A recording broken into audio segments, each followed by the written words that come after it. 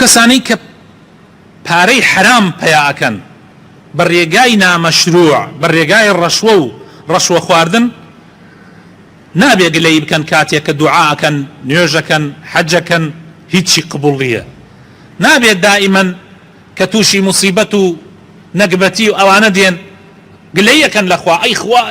ئەی خوایە ئێمە ئەوەمانە کرد ئەوەمانە کرد حەجم کرد عومرەم کرد چیم کرد دوعام هەر قبوڵ نەبوو هەر موسیبەت ڕووی کردە من طبعا بیستانە ئەوانە زۆربەی جار دەمبەگلەین لە خوای پەروەردگار ڕازینین لە بەشی خوای پەروەردگار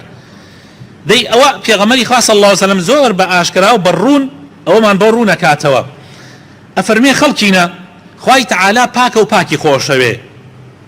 یعنی خوای تەعالا پاکە و حەجی پاک قبوڵەکە لە پارەی پاک لە ماڵی پاک عومرە لە پارە و ماڵی حەڵاڵ و پاک قبوڵەکە خێر و زەکات و سەدەقە و نوێژ و ئەوانە هەمووی لە ڕێگای حەڵاڵ خوای تەعالا قبوڵێکە خوای تەعالا ئەمری کردووە بە ئیمانداران هەر وەک چۆن ئەمری کردووە بە پێغەمبەرەکان خوای تەعالا بە پێغەمبەرانی فەرمووی یا ئەیها الرسل كلوا من الطيبات واعملوا صالحا پارەی حەڵاڵ بخۆن ماڵی حەڵاڵ بخۆن ئەی پێغەمبەرەکان چۆن بە پێغەمبەرەکانی فەرمووە پارەی حەڵاڵ و ماڵی حەڵاڵ بخۆن هەروەها بە تۆشی فەرمووە فەرمووەتی یا ئەیها الذين آمنوا كلوا من طيبات ما رزقناكم لە حەڵاڵەکە لە پاکەکە لەوەی کە گومانی تیانە لەوەی کە ڕەشوە و ڕەشوەکاری نییە و بەرتیل نییە ئەمجا پێغەمبەری خوا صلی الله عليه وسلم فەرمووی زەلامێک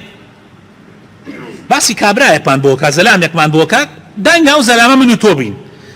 ئەڵێ ها لە سەفەرێکی دوورە یعنی سەفەرێکی دوورەکە سەفەر یەکێکە لە هۆکارەکانی وەرگرتنی دوعا یعنی ئێستا کەسێ بڕوا بۆ سەفەر داوای دوعای خێری لێ بکە چونکە سەفەر سەبەبێکە بۆ ئەوەی کە کابرا دوعای قبوڵ بێ ئەشعەث ئەخبەر کابرا ئەوەندە مەسەنە سەفەرەکەی دوورە و مەجالی نەبووە یعنی چڵکنە سەر و ملی تێک چووە کەلوپەلەکەی بەری پاک نییە ئەوانەش هەمووی سەبەبن بۆ ئەوەی خوای تەعالا بەزەیی بەو کەسەیە بێتۆ کاتێ دوعاکە یەمد یەدەیه دەست بەر زەکاتۆ یەکێ لە هۆکارەکانی دوعا قبوڵکردن کاتێ دوعاکەی ئەبێ دەست بەرزکەیتەوە یان هۆکارێک لە هۆکارەکانی دەست بەرزۆکردنە بۆ ئەوەی خوا قبوڵی کای کاتێ تۆ دوعاکەی دەست بەرزەکەیتەوە بۆ لای خوا ئەم کابرایش ها لە سەفەرە سەر و ملی پاک نییە و کەلپەلەکەی بەری پاک نییە یعنی سەفەرەکەی دوورە دەست بەرزەکاتەوە بۆ لای خوای تەعالا و ئەپاڕێتەوە لە خوای تەعالا ئەڵێ یا ڕەب یا ڕەب طبعا یا ڕەب یا ڕەب هۆکارێکی ترە لەوەی کە خوا دوعاکەت قبوڵکە بەڵام ئەم کابرایە دوعاکەی قبوڵ نابێ زانن بۆچی لەبەرەوەی خواردنەکەی کە ئەیخوا حرامە ومطعمه پێغەمبەر فەرمێ صلی الله عليه وسلم حرام ومشربه حرام وملبسه حرام جلوبەرگەکەی بەریشی حرامە وغذي بالحرام ئەو گۆشتەی گیانی کە گۆشتی گردەیە بە حرام گۆشتی گرتە فأنا يستجاب له ئەیتر خوا چۆن دوعاکەی قبوڵەکە ئەو کەسانەی کە ئەڵێن دوعامان قبوڵ نابێ یەکەم شتی ئەبێ بێنە خۆیانە بزانم ئایا خواردنیان حرامە یا حەڵاڵە بزانم ئەمە بەرتیل دەرە یا بەرتیل خۆرە ئەو جلوبەرگەی ها لە بەرتا جلوبەرگێکی حەڵاڵە یا حرامە براینە ئێمە زۆر جار گلەیەکانمان لە خوای تەعالا یعنی بەڕاستی گەورەترین تاوانە بەسەرمانەوە چونکە ئێمە حەقی خوا نادەین وەکو پێویست دوایەوە گلەیش لە خوای تەعالا ئەکەین نەعوذ بالله پێغەمبەری خوا صلی الله عليه وسلم بە سەحابەیەک کە کەعبی ناوبوو فەرمووی پێغەمبەر صلی الله عليه وسلم فەرمووی کەعب کەسێک ناچێتە بەهەشتەوە کە گۆشتی گیانی بە حرام پێگەیشت بێ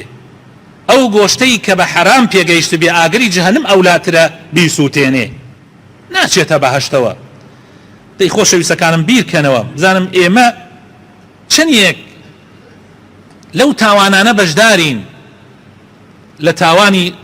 ڕەشوە و ڕەشوە خواردن لە تاوانی ماساوچی بۆ ئەم بەرپرسەکە و بۆ ئەو مەسئولەکە و بۆ ئەوەکە یا هەندێک لە مەسئولەکانیش سیرکەن بزانم براینە هیچ سڵ ناکەنەوە لە حرام خواردن ئەی ئەوە بۆیە ئاوا نەکبەتیمان توش بووە